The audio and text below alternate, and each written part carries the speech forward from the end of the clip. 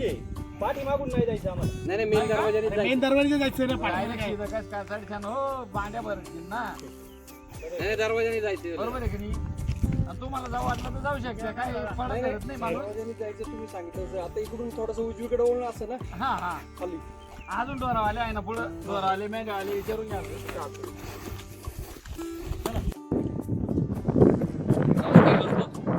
स्वागत आहे आपल्या सर्वांचं वाटा एक रमणीय प्रवास. डॉक्टर अमोल पुंडे छायाचित्रण करताय. आज आम्ही आलोय छत्रपती संभाजीनगर जिल्ह्यातील सोयगाव तालुक्यातील सुतोंडा या किल्ल्यावरती. याच्या पायथ्याशी असणारं गाव जे आहे त्याचं गाव आहे नायगाव, आणि या किल्ल्याला नायगावचा किल्ला म्हणून देखील ओळखलं जातं. तर आता आपल्याला समोर किल्ला दिसतोय, त्याच्या या ठिकाणाहून तटबंदीसारखे अवशेष काही दिसून येत आहेत.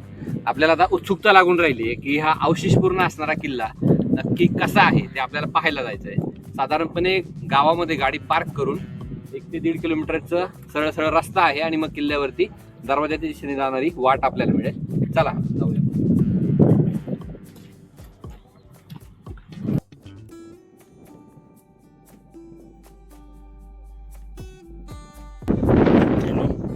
किल्ल्याला पूर्ण वळसा मारून आल्यानंतर या ठिकाणाहून आपल्याला वरती चढायचं आहे. अशी एक मळलेली वाट आहे.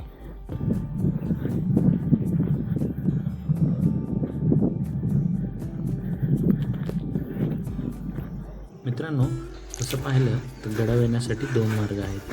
त्यातला पहिला मार्ग जागेवर वर चढाई असल्यामुळे आपण रक्ताईचा जो मागच्या बाजूला असलेला डोंगर त्याच्या बाजूने ही कृत्रिमरित्या बनवलेली जी खिंड आहे त्या मार्गाने गडावरती आलेलो आहोत.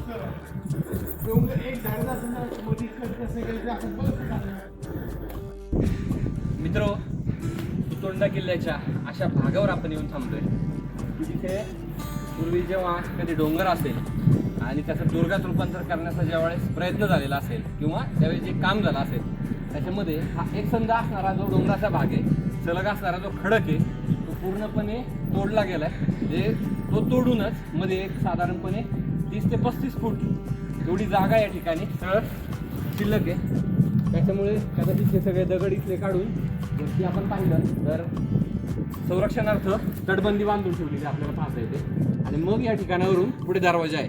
म्हणजे त्याही वेळेस संरक्षणार्थ या सगळ्या उपाययोजना केल्या जात होत्या, पण त्याच्यामध्ये प्रचंड मोठ्या प्रमाणात कल्पकता वापरली जात होती. काही ना काहीतरी नाविन्य वापरलं जात होतं. आणि प्रत्येक किल्ल्याचं जे वेगळेपण आहे ना ते अशा गोष्टींमध्ये असतं जे आपल्याला पाहायचं. वरती जर पाहिलं तर जी तटबंदी बांधलेली आहे त्याच्यामध्ये शरभ शिल्प या ठिकाणावरून आपल्याला दिसून येते. तर ते पाहूयात आणि आतमध्ये नक्की पायऱ्यांची रचना कशी आहे हे पाहण्यासाठी पुढे जाऊया. चलो. इथेच हा भुयारी मार्ग आहे. चला तर या भुयारी मार्गाने आता आतमध्ये जाऊया. मित्रांनो, अतिशय सुंदर असा मार्ग आपल्याला या ठिकाणी दिसतोय. दोन्ही बाजूने कातळ आहे आणि मध्यावर हा मार्ग आहे.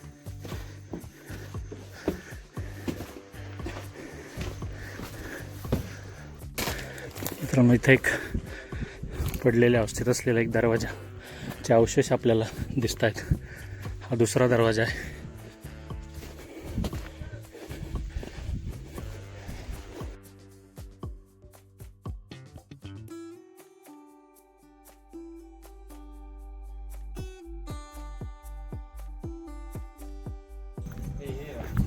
माग टाक आहे लांबपर्यंत.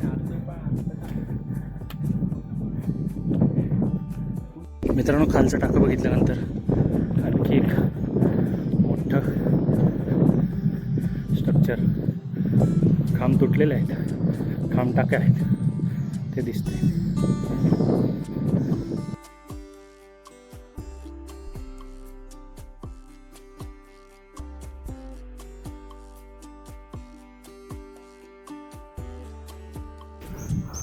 अतिशय लांबपर्यंत पसरलेले आहेत आणि या पाणी अतिशय स्वच्छ आहे. मासेसुद्धा आपल्याला दिसतात. खालची मोठी टाकी बघितल्यानंतर पुन्हा एकदा एक टाकं अतिशय दुरावस्थेत आपल्याला या ठिकाणी दिसतं.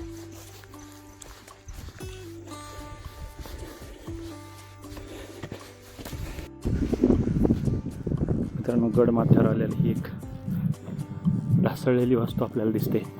तिचे अवशेष आपल्याला दिसत आहे. या ठिकाणी पेराचे 2 ठाणे आपल्याला दिसत आहेत आणि असंख्य टाक्यांचा समूह हा या ठिकाणी आपल्याला बघता येते.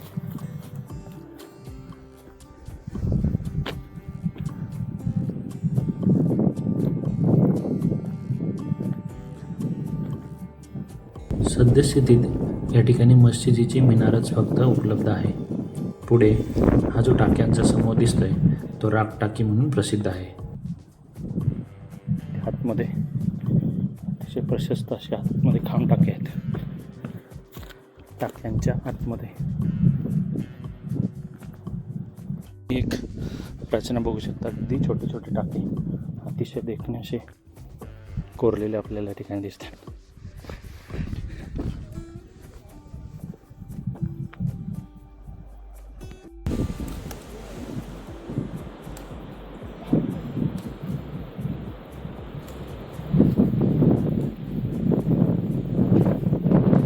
ठिकाणी वरती टाकीच्या वरती वाड्याचे अवशेष आहे.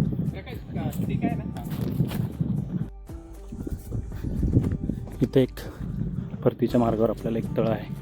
आपण आता ज्या मार्गाने आलो होतो त्या मार्गाने न जाता दुसऱ्या मार्गाने खाली उतरते.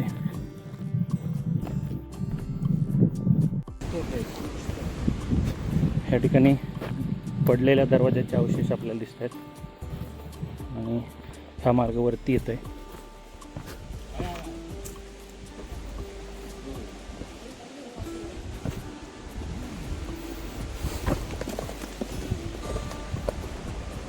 इथे बाजूला तटबंदी आहे. या मार्गाने आता आपण खाली उतरूया. मित्रांनो, इथे खाली सुरुवातीलाच एक लेणी आहे. ती आपल्याला आता भेटत नाही, आपण शोधतोय. तर चला बघूया. थोडंसं झाडी खूप वाढलेत. काही दिसतंय का? इथे एक स्ट्रक्चर आहे, कदाचित लेणी असू शकते.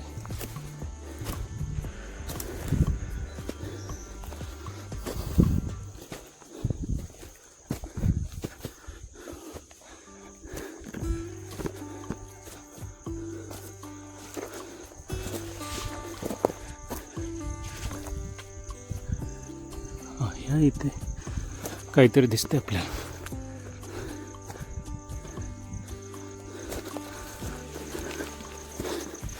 हो, फायनली आपल्याला लेणीचा खांब दिसलाय.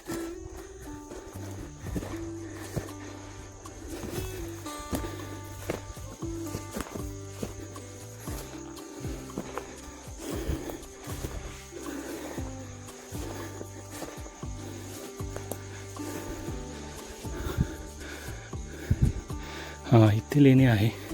चला बघूया.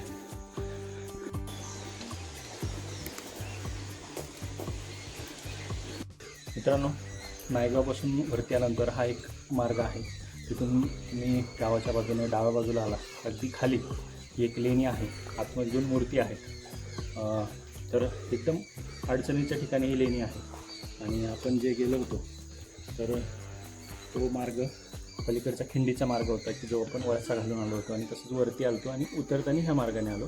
हा पण मार्ग वरती जातो, पण ही जागेवर चढाई असल्यामुळे आपण पलीकडे वळसा मारून वरती चढलो होतो. परंतु आता ही लेणी शोधण्यासाठी आलो आहे. तर इकडं एकदम शुकशुकट आहे. पक्ष्यांचा किलबिलाट आपल्या कानी पडते. आतमध्ये मूर्ती आहेत, त्या आता आपण बघूया.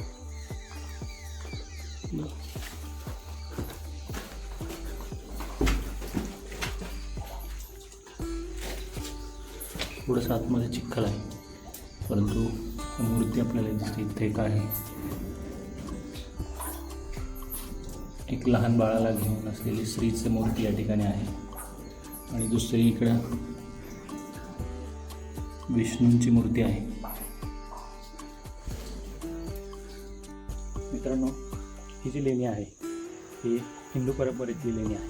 त्या ठिकाणी आपण मूर्ती बघितल्या तर ह्याच्या मूर्ती आहेत. विष्णू आणि महावीरांची मूर्ती आहे. त्याचबरोबर लहान बाळ घेतलेली देवीची मूर्ती आहे. तर ही जी लेणी आहे तिथल्या इथले स्थानिक ग्रामस्थ जोगरामाईचं घरटं म्हणून ओळखलं जातं, कारण अतिशय साईटला असलेलं घरट्यासारखी लेणी या ठिकाणी आहे. ते पाहून अतिशय छान वाटते. आता आपण परतीच्या मार्गावर लागलो आहे. आपली ही संभाजीनगरमधील सोयगाव तालुक्यातील ही गड भ्रमंती सुरू आहे. आपला हा सुतोंडा हा किल्ला बघून पूर्ण झाला आहे गडकरी आणि आता आपण परतीच्या मार्गाने निघालो. चला तर, थँक्यू. आमच्या मित्रांनी जे शेतात ड्रॅगन फ्रूट होते त्याची चोरी करून आणलेली आहे. ती चोरी करून आणलेली आहे. अतिशय सुंदर असं ड्रॅगन फ्रूट. पुढे या तुम्ही सगळे जण पाठीमागचे राहिलेले. फक्त नका का थोडं सापड ते आंब्याला करू नकोस. कृष्णेश्वर हा भारत मध्ये नाहीये. कोण म्हणते? आंब्या डोका फिरला टेक्निक कधी करतो गुडघ्याला मारला बार भांडत होता. तू चालता केशव? अरे मी त्याला म्हणलो, अरे चांगलं होतं